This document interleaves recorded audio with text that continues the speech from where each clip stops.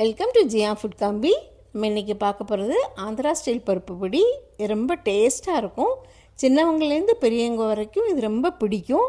இதை நம்ம ஸ்டோர் பண்ணி வச்சுக்கலாம். அதனால் இது ட்ராவல் பண்ணும்போதோ இல்லைன்னா ஏதாவது அன்றைக்கி சமையல் ஈஸியாக செய்யணுன்னாலும் நம்ம இதை யூஸ் பண்ணிக்கலாம்.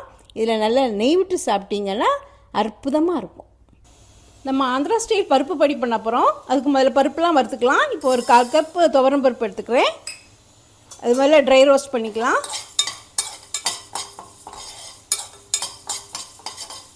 நல்லா கலர் சேஞ்ச் ஆகிறது வரை வறுக்கணும்.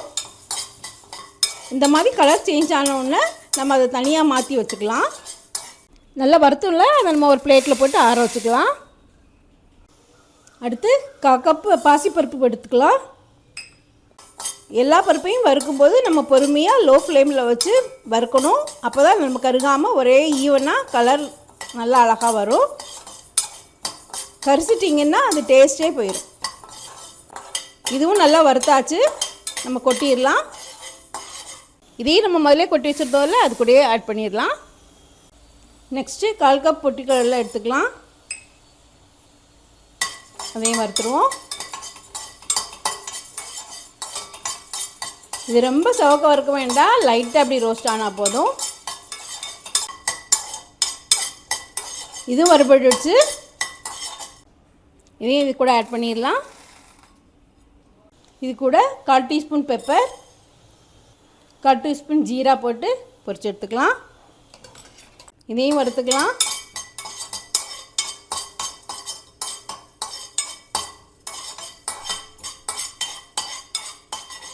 லைட்டாக மணம் வர்றது வரைக்கும் வருங்க.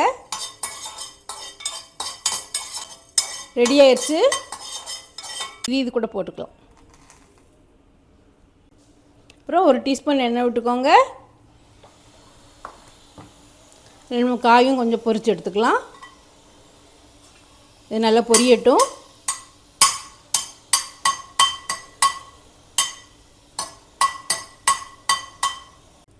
காய் நல்லா பொரிஞ்சிருச்சு, எடுத்துடலாம். இதுவும் இது கூட போட்டுடலாம். நான் ஒரு 5 வத்தல் மிளகாய் இது கூட போடுறேன். உங்களுக்கு காரத்துக்கு ஏற்க கூட்டி குறைச்சி போட்டுக்கோங்க. குழந்தைங்களுக்குன்னா ஒரு 4 போட்டால் போதும். பெரியவங்களுக்கெல்லாம் சாப்பிடும்போது 5 இருக்கணும். அது உங்கள் எரிப்பை பார்த்து போட்டுக்கோங்க. ரெடி ஆயிடுச்சு, எடுத்துடலாம். இதுவும் இதில் போட்டுடலாம். அப்புறம் ஒரு 10 பல் பூண்டு நான் இடித்து வச்சுருக்கேன். அதை இது கூட போட்டு நல்லா ப்ரௌன் ஆகிறது வரைக்கும் நல்லா வறுத்துக்கலாம்.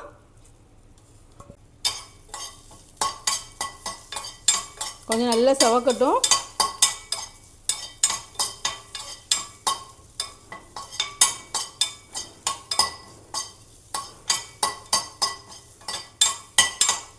பாதி வதங்கினோன்னா கருவேப்பிலையும் போட்டுடலாம். அது சேர்ந்து நல்லா வறுக்கட்டும்.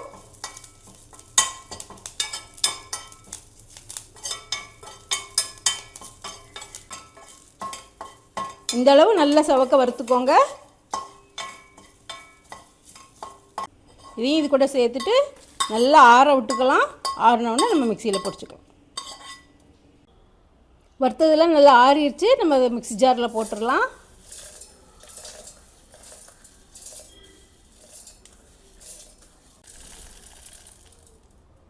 இது கூட 1/2 டீஸ்பூன் உப்பு, 1/4 டீஸ்பூன் வெல்லம்.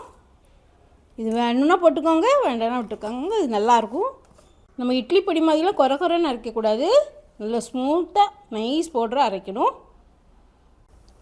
இதை நம்ம பாட்டிலில் போட்டு வெளியில் வச்சுருந்தா 1 மந்த் ஸ்டோர் பண்ணிக்கோங்க. ஃப்ரிட்ஜில் வச்சிங்கன்னா ஒரு 3 மந்த்ஸ் கூட இருக்கும்.